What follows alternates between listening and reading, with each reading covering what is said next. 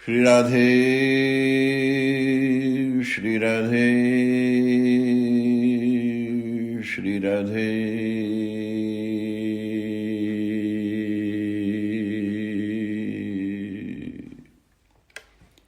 श्री राधे श्री राधे श्री राधे श्री राधे श्री राधे श्री राधे। ससीम से असीम की ओर हम सीमा में हैं, वह असीम में है। हम आवरण में हैं, वह निरावरण है। हम शब्दों में हैं, वह शब्दातीत है। हम सत्व रज तम रूप त्रिगुणों में हैं, वह त्रिगुणातीत है। हम भूत वर्तमान भविष्य रूप कालों में हैं, वह त्रिकालातीत है। हम मूर्त हैं, वह अमूर्त है। हम आकारों में हैं, वह निराकार है। हम विकारों में हैं, वह निर्विकार है। जीव भाव में हम एक हैं, परम भाव में वह अनेक है। परम आत्मस्वरूप में वह एक है, जीवात्म स्वरूप में हम अनेक हैं। जीवात्मा का परमात्मा से मिलन बिंदु से सिंधु के मिलन जैसा, बूंद का महासागर से मिलने जैसा है।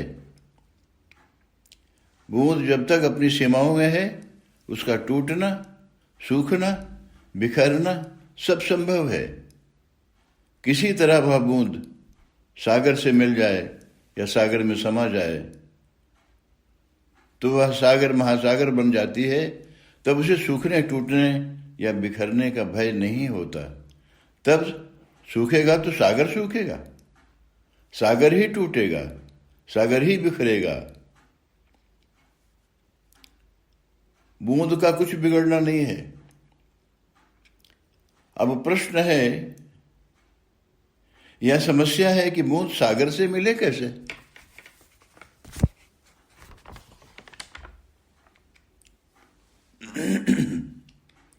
सभी दर्शन या दार्शनिक चिंतन इसी समस्या का समाधान करने में लगे हैं। बूंद सागर में रूपांतरित कैसे हो? यह सुनिश्चित है कि बूंद का सागर बनना ही एकमात्र समाधान है।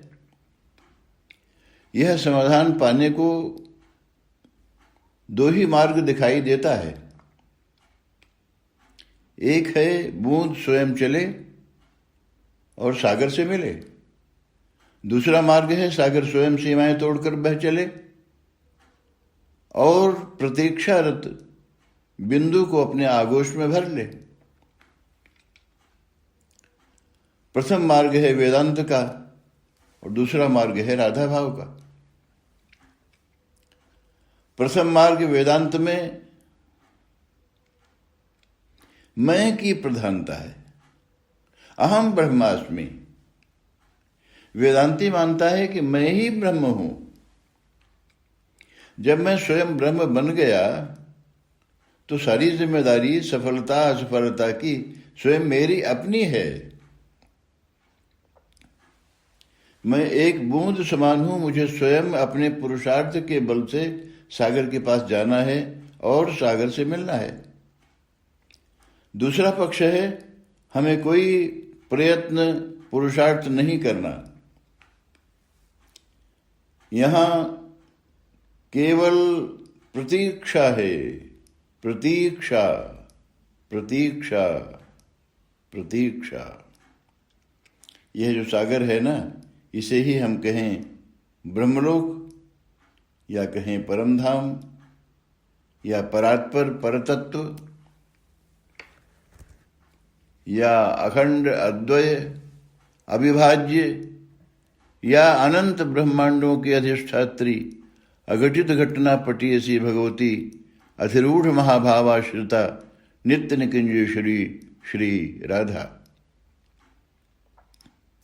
राधा के साथ जो तन्मयता है उसे ही उपलब्ध होना है। यही राधा भाव है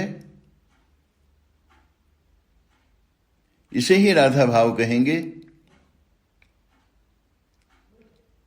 रस महासागर ही राधा भाव की पहचान है।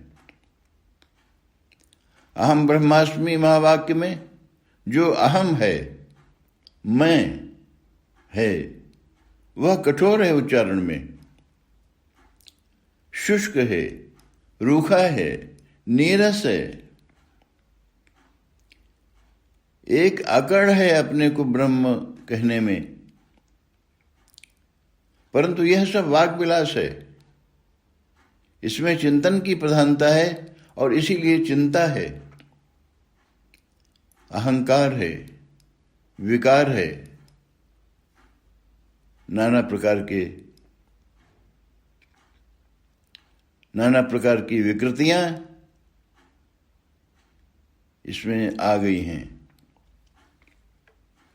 राधा भाव रस महासागर में अनुभूति है, प्रवाह है, सर्वसमर्पण है, शुचिता है, सरसता है, श्री कृष्णाह्लादन है, संवेदना है, अविकल अविरल सघन प्रतीक्षा है।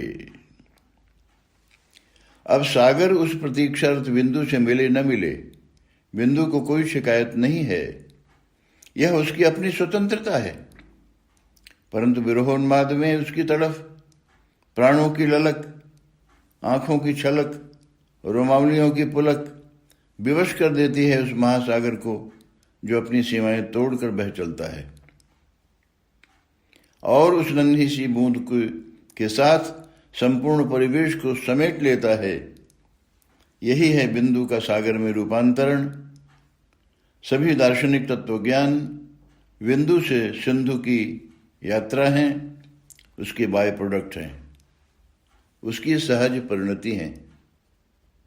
श्री राधे श्री राधे श्री राधे श्री राधे।